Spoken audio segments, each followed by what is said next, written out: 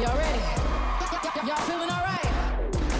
What's that sound? It's a hip-hop Cloverleaf podcast. Hip-hop Cloverleaf. What up? Let's go! Cloverleaf podcast.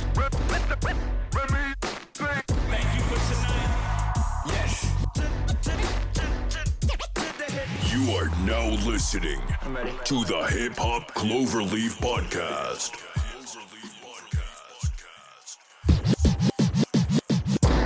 Good morning, good evening, good afternoon, and good night, and welcome back to the Hip Hop Cloverleaf podcast. We are your hosts. My name is EC. And it's your boy O. And we're going to start off the episode with the story of the day, and then we're going to get into a hip hop discussion discussing how big is hip hop worldwide. And we're going to end the episode with the hip hop drops. Stay tuned.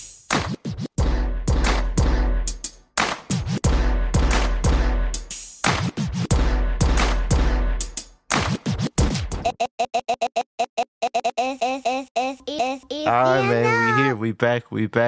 What's up, Bo? What up, though? How you doing today? I'm doing excellent, man. Y'all know the vibes. Yeah, I like that. How's your week been? It's been good, man. It's been pretty productive. Getting a lot of things done. Hey, what about you? That's good. My week it's been eventful, but it's been good. Man. Okay, good. Been some good days.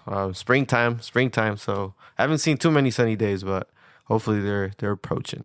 So all right, man, let's get into the first. This is the first time we introduce this segment. It's just a story of the day. Just a little something to get the show started. So I guess this week is my turn. This week is your turn. Yeah, so what is the story of the day? Let me think of a good story.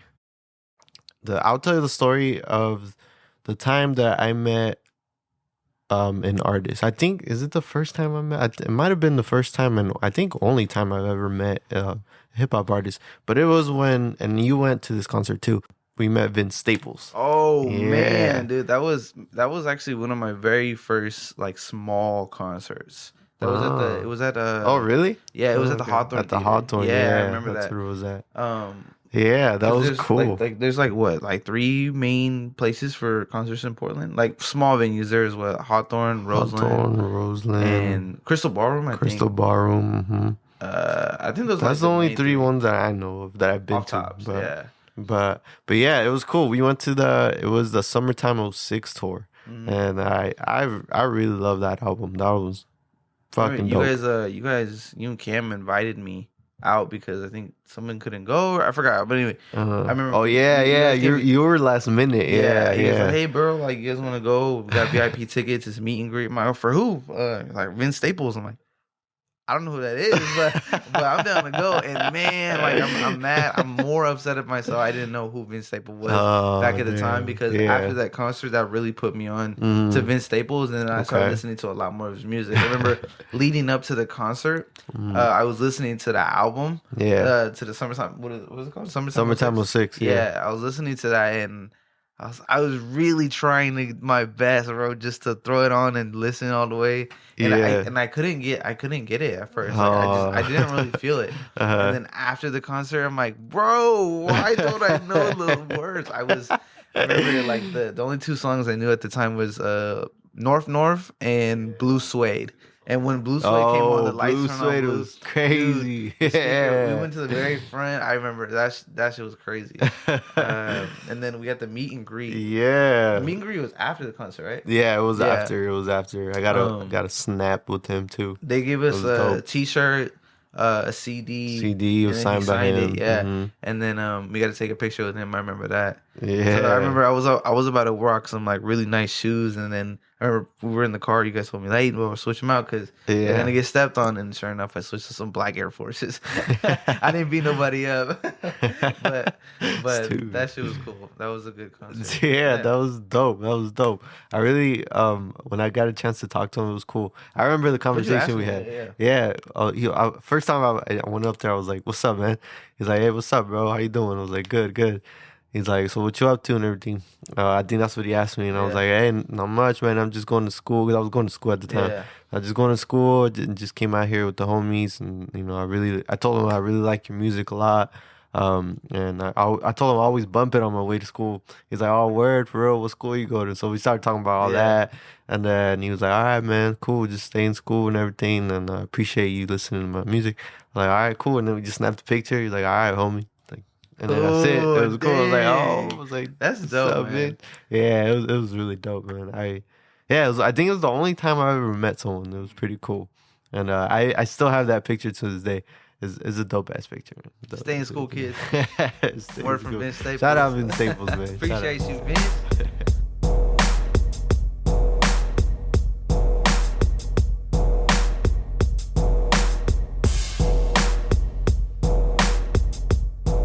All right, man. So let's get into the main section today. We got a hip hop discussion.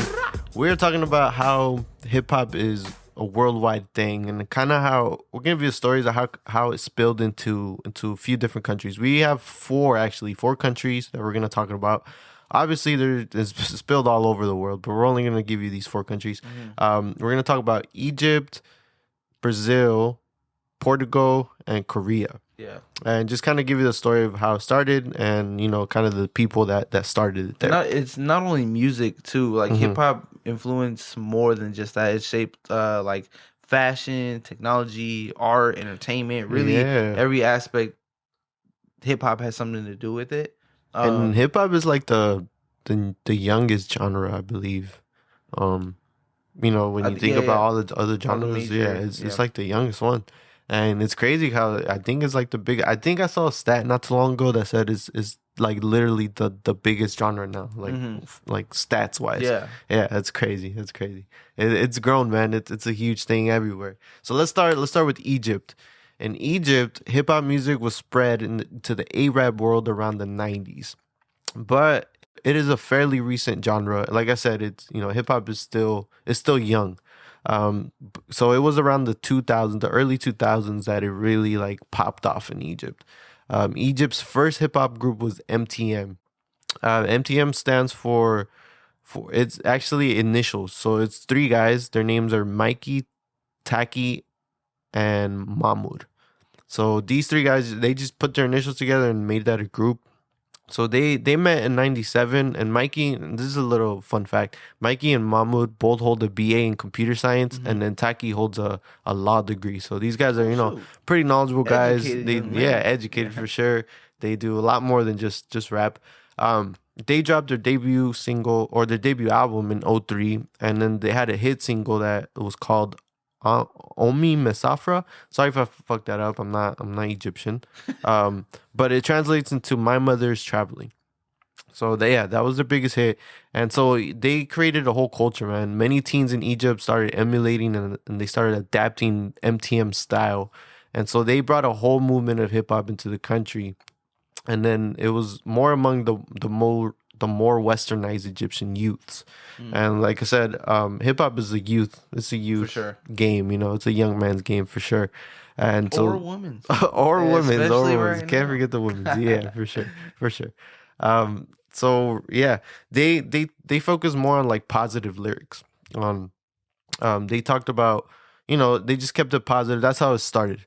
And MTM, they really pushed the need for Egypt to become more westernized. So in their content of their music, they would speak about ways to better Egypt, whether it be socially or economically.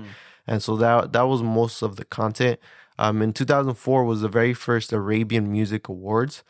And so they won the Best Modern Arab Act prize that year. And so it's crazy to see how like in 04, being that it was the first Arabian Music Awards, where it's like, all right, hip hop is huge now here, and like we need to make awards now make because a category for it make because a category. It's becoming a lot more popular. People are listening to it. Like let's recognize it and award it. Exactly. Eventually, MTM faded out, just like any other artist or group. That's another topic I want to get into later. Like fading out. Would you rather have an artist fade out and make like trash music at the end of their career, or have them stop making music once like prime? Yeah, not maybe prime, but like at the end of the prime. That's a good question. I feel like, of course, you don't ever want to have a bad album. You don't want to fall off. I would say it's probably better to end in your prime, just because then you can't nobody can say like, oh, well, you had a bad album. You had, you know what I mean? Like, oh, you were really good until the last album. You know what I mean? So I think it's better to just do the best, be in your prime and end it like that. But I mean, it's hard, man. Like even in sports, like people don't want to. People that like they love doing it. So yeah, that's the thing. Like as an artist, I would think like, nah, I want to keep making music. I think it's easier for artists to quote unquote like retire because you don't, you know what I mean? Like even if you're 80 years old, you can still talk, you can still rap, you know what I mean? Like so you can say so it's easier to not retire. That's what I'm saying. Yeah, like you can kind of come in and out back and forth versus like in sports. Like once you're retired, yes, you come back, but like your body isn't physically able to do that. You're all fat and shit. But so I think it's easier to kind of come back. So you can like tell everyone, all right, I'm done rapping. I'm done doing music, but then still have some things on the side. Yeah, still be on a feature. That's an interesting conversation. But let's get back into Egypt. So MTM, other groups started evolving after MTM, and they started emerging in Egypt. Just some other names that are actually like prominent. Their names are Asphalt, Arabian Nights, and the White Crew. And these guys are pretty much, along with MTM, they are like the pioneers of Egyptian rap music. So it's interesting to know that, and you know, I'll do some research myself on my own time about these guys just because I think it's interesting. But today, Egyptian music, Egyptian hip hop has evolved, or it's moved with the times. Just like how in America, you know, trap is like thing now. Trap music. That's the same thing over there right now. That's what's popping. That's what's most what's more common within the urban culture in the country. Some top artists today are Abusive, Wegs, and Marwan Pablo. Just a few names. They are the ones like making like that trap music and are popping right now in Egypt. So that's kind of how it started in Egypt and how it's been evolving. But let's get into a different country. Let's get into Brazil. So Brazil, another country that you know embraces hip hop a lot. So how they started is the success of the song "Rapper's Delight" by Sugar Hill Gang, back in 1980. That hit the whole world, and it wasn't just the Bronx thing. Yeah, it hit everywhere. Yeah, that was huge everywhere. So that's kind of what I want to talk about here for Brazil. There's an artist called Miele. It's spelled Miele. I'm not Brazilian or Portuguese, so I don't know how to say that. But yeah, Miele. I don't know. But he was a producer of shows. He was an actor, presenter, a writer, director of cinema and theater. He did a lot of things. Yeah, and he wasn't a rapper per se, but he made his own version of Rapper's Delight that same year, and that was like before hip hop like hit the big city in Brazil. So it wasn't huge yet. So he was kind of like one of the early like hip hop makers, I guess you could say. Yeah. He helped like jumpstart it, get it popular. Yeah. Soon after hip hop was birthed in the Bronx, as you know, we gave you that story in the beginning, how it started with DJ Kool Herc and everything in the Bronx. So soon after that, around the mid 80s, it was when it was beginning to spill into Brazil, into the whole country. The elements of b-boying and graffitiing were the first to like emerge in the streets of Sao Paulo. And Sao Paulo is in the center of Brazil. It's a huge, huge city. And so yeah, it's cool to see that how b-boying and graffiti were like the big thing. And then soon after that, obviously rapping then started to grow. And it became more popular in the impoverished areas specifically. And these impoverished areas of Brazil are known as the favelas. However, hip-hop did not gain much publicity in the whole nation until like the 90s, until like the mid-90s. And there's a group called Racionais. Again, I don't know if I'm saying that right, but they were the first group of MCs from Brazil. They made a breakthrough in 1993, and this was around like the peak of hip-hop in Brazil. They would address police brutality, poverty, crime, life in the slums, all of that within their music, and it's a lot similar to how artists in the U.S. started, what they started rapping about. Right. Well, I think like when you rap about real things like that, other people can relate. So I think that's when it really like starts to gain some traction because people can relate and they listen and like, oh, I go through some similar things. Yeah, cool. That's pretty cool. With Racionai's success, other groups started then forming and emerging, and hip hop was like starting to become huge, a huge culture in Brazil. To this day, it's a huge thing. When I think about like hip hop in Brazil, I don't know why, but DJs are like the first thing I think about. I feel like I know a lot of like I know a lot of different like DJs that are like Brazilian or Portuguese. But speaking on that, DJ crews like Cascadas, Chick Show, and Zimbabwe, TNT and Black Mad, these are all different DJs or DJ crews, and they themselves then they started to become more as independent record labels. So it's interesting to see how not only were they like artists themselves, but they kind of started their own thing, with and then what comes along with labels, more artists, and it just grows. So Racionais MCs became like the biggest group in Brazil to this day. And so shout out to them, man. Shout out to them. That's kind of how hip hop spilled into Egypt and Brazil. But let's get into a different country. We're going to talk about Portugal and how hip hop got into Portugal.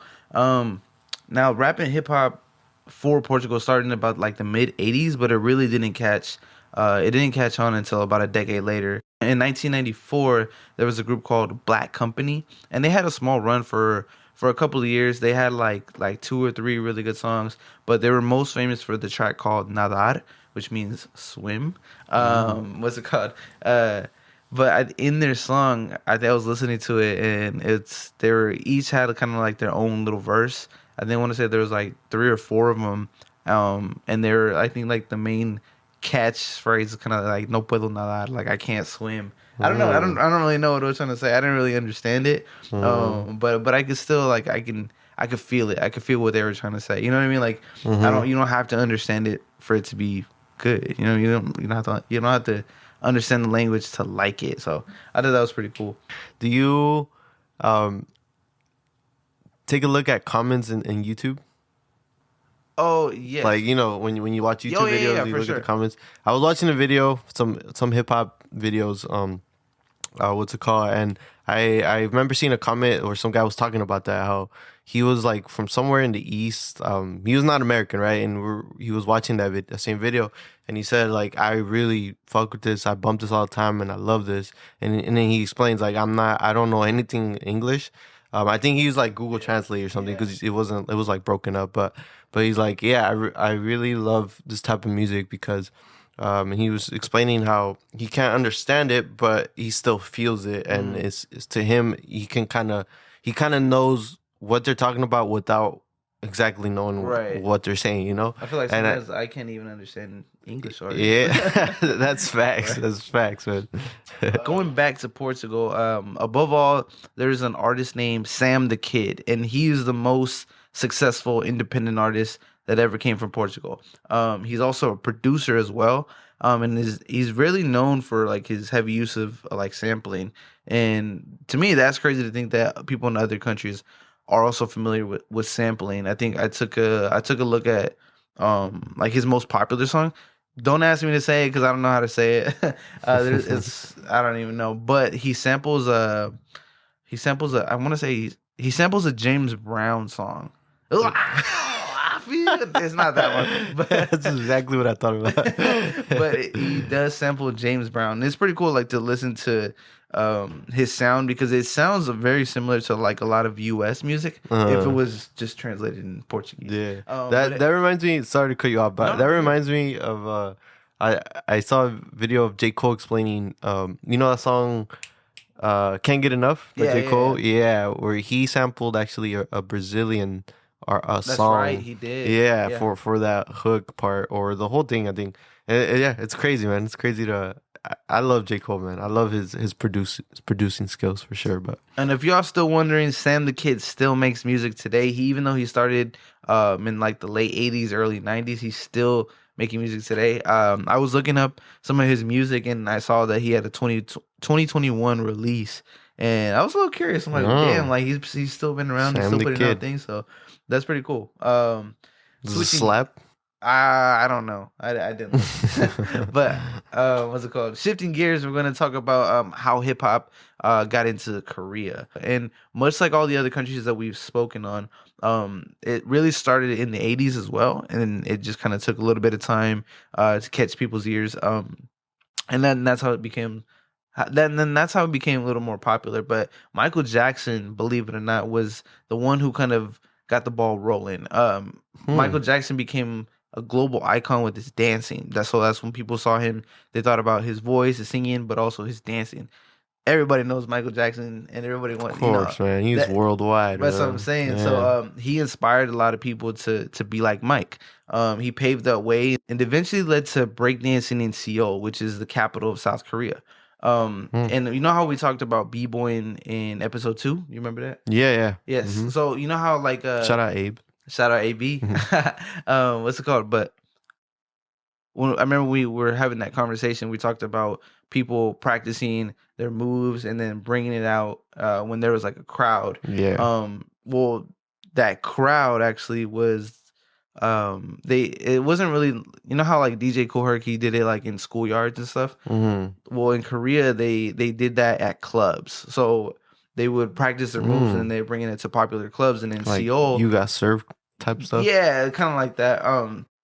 They would take these moves, the moves that they learn, and they take it to the clubs, and that's really where hip hop shined the most.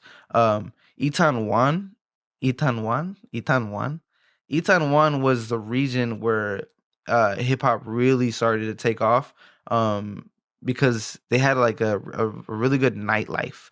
And there was one specific place that played hip hop music for just a little. I want to say for only like an hour or two, and then they kind of just to try it out, just to see how people would react, and it became really like people grasped that. So then it instead of like an hour or two, it became like a whole night.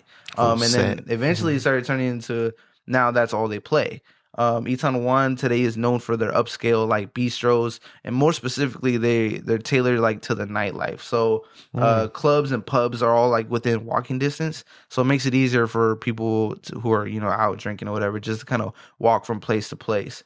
And yeah, they do a really good job like making sure everyone's catered to, and it's cool. Yeah. Moonlight was really like the main club that people would go to like see hip hop and listen to hip hop music. But they were also practicing b-boying there at the club. Like people would be busting down on the dance floor. I'm trying to imagine. So it'd be like the dance floor. People. Yeah. So it's a club. Like think of it like if you were going to any sort of club, and on the dance floor, people are like breaking.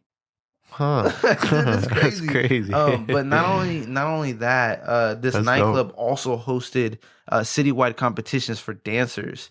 So cool. So that's what it became known for. It became like a hub for like battles and stuff. Yeah, it was pretty cool. That's dope, man. And then what this like transpired was a lot of people would go there, and then it eventually led to people dancing and becoming prominent 90s Korean pop stars. So a lot of a lot of artists that have come up now, not now, but I guess earlier, a lot of them started to go to this club, which it's called Moonlight. They went there, and a lot of people come from there. So that's crazy. Yeah, I've seen some Korean breakdancing before, and they're pretty wild, man. They're pretty crazy. Like they're passionate about it. So I think that's dope. Seeing that like people are really passionate about hip hop in different countries is really free. It's dope, cool because okay, so like it's not okay. I'm thinking of like if I was living there and hip hop wasn't right, it's not even a thing. But then now this like it starts to becoming a wave, and people start like really getting into it. And then now it's like one of the only places that has it, so you want to be there. And if you really, like you were saying, like if you're passionate about it, like you're gonna go and do it. And I have like a personal experience where kind of like that when I was younger in the after school club. Yeah. They had like a dance class. There was a lady who came in and she did a dance class, and I like trust me, man. Like the music they played was trash. I did not like that. Some But Zumba. it wasn't Zumba, but it was like a lot more mainstream music. But what really pulled me in was they said, "Oh, we have like a little hip hop session." I was like, "What?" I remember getting clowned on for going and doing that and being a part of like that hip hop dance club. But I wanted to be a part of it so much, like I didn't really care. I would come out like it would be like an hour into like the after school club, and then after that hour was up, we'd go back outside and join the kids or join the groups or whatever. And I remember, wait, where were you? Oh, that was that dance. Like, wait, I was like, nah, bro, it's cool. Nah, bro, it's cool. It's funny, but because like I was just I wanted to be part of hip hop, and I wanted to do that so much, and it just like it inspired me to do that. You know, when you said that, it reminds me. There's a video. I don't know if I'm sure you've seen it. It was like floating around Twitter and stuff. It's some girl doing like teaching hip hop. You know, quote unquote, but it's a white girl. And yes. And like it's funny. Just I don't know. I think it's Family like Guy, very 90s. I think Family Guy even played off of that. Yeah, I think it's dope that, like I said, I keep repeating myself, but hip hop, I think it's dope that a lot of people around the world embrace it, and it just lets you know, man, how powerful hip hop is, man. It's huge. It's a huge thing, man. It's not only, you know, obviously we're only used to the US and what our artists and what, you know, everything we hear that comes out here. But once you go into different countries and actually experience the hip hop culture there, obviously I haven't gone to other countries to do that, but I would imagine that would be a great experience, man. I want to do that. One day, you know, whenever I go to a different country, I'm definitely gonna check out the hip hop scene and see what artists, check out some artists and stuff. The influence of hip hop is not to be underrated. Like if you think about everyday life and politics, you know, like what's it called? What's his name? YG, when he came out with FDT. Oh yeah. You know how hard that was? Like Trump. everybody was on it. It's because like they feel a certain type of way and they agree with that. In education, I mean, like rappers will bring up like, hey, like we need to start educating the youth, and like it's good to see rappers do that and actually put it into action. Like I know Meek does some like certain things for kids. There's different programs that artists create to try to inspire, and then just push forward like the youth. So that's pretty cool. Meek Mandela. That's what academics call them. but man, I think if you look at the essence of hip hop, like the beginning, you know how it started off with people telling their stories from, you know, everything they experienced growing up, and it's crazy how it's evolved into today. And you know, today I'm all for the music that's out today. For, you know, it's not that anymore. It's like it's more. There's different topics. It's not like this is how I came up. There's the topics about. This is how I live my life. It's more, what do you call it? Like luxurious. It's more boasting about what you have, about all this. So it's fun. You know, there's more, like we said, there's more fun music these days. And it's just crazy to see the evolvement of it. And hip hop is, like I said, is so young. So it's still going to keep evolving. It's going to keep changing. And, you know, I'm excited to see what it comes to next. And I think that's going to be dope. So shout out hip hop, shout out the hip hop heads.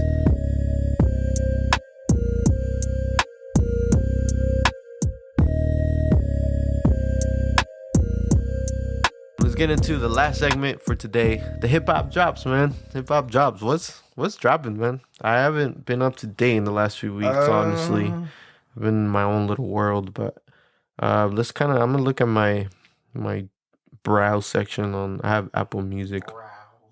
I know, I don't know if we talked about this, but The Plugs I Met Too by Benny Butcher is out. I just listened to it this last week. It's fucking dope. You guys should check that out. Lil TJ just dropped Destined to Win. Lil TJ, come on, he's the one that Lil TJ? Yeah, I have no idea what that is. Shout my little boo thing. He's that's Pop Smoke, but the guy with the higher voice. That's TJ. That's Lil TJ. Oh, I didn't know that. Bro! I swear, I didn't know who Lil TJ is. I felt like he was more known.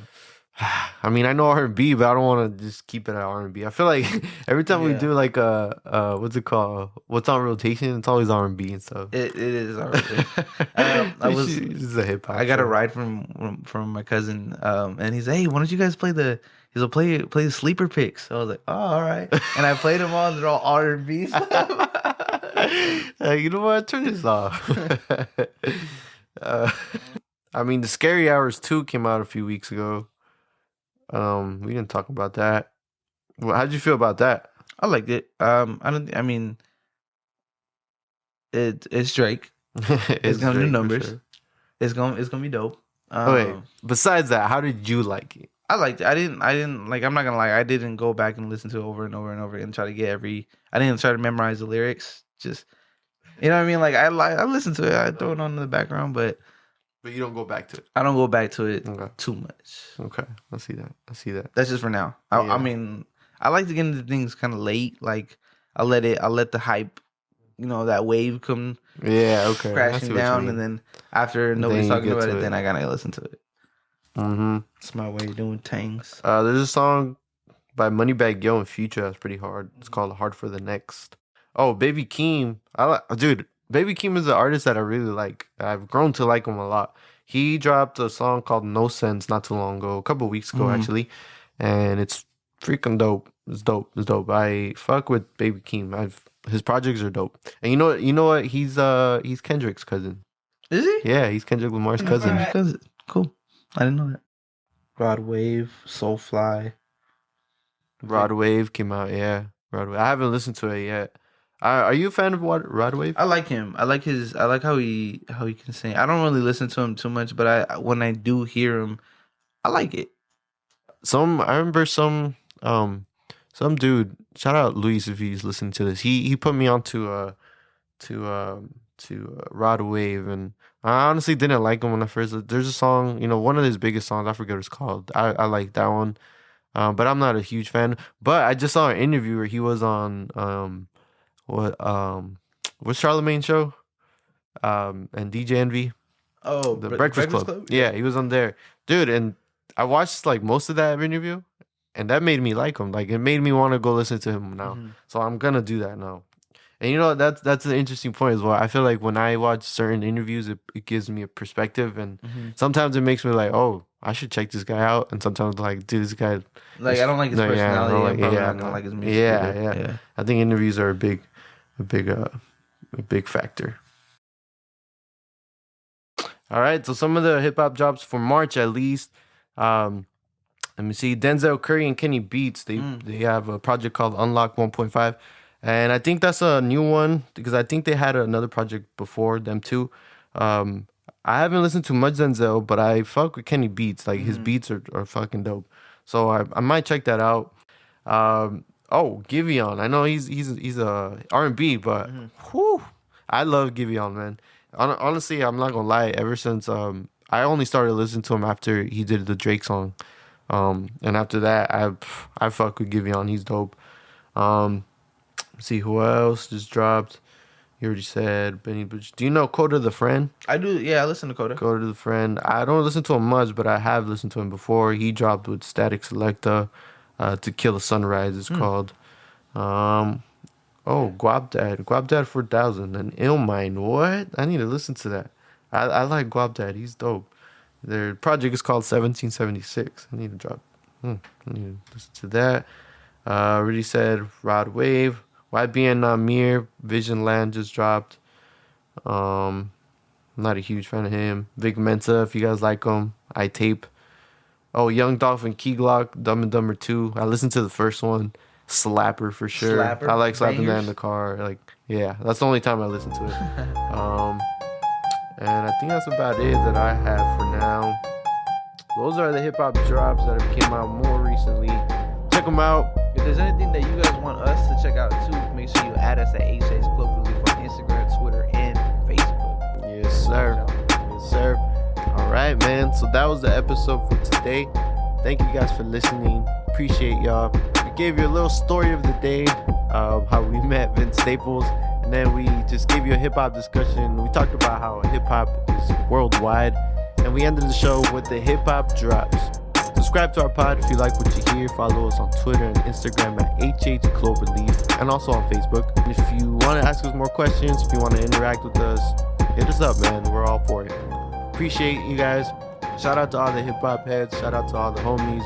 Everybody listening to us, man. Appreciate y'all. We're going to be signing off. You could be anywhere in the world right now, but you are here with us. We appreciate that. This is Hip Hop Cloverleaf. Peace. It's easier now.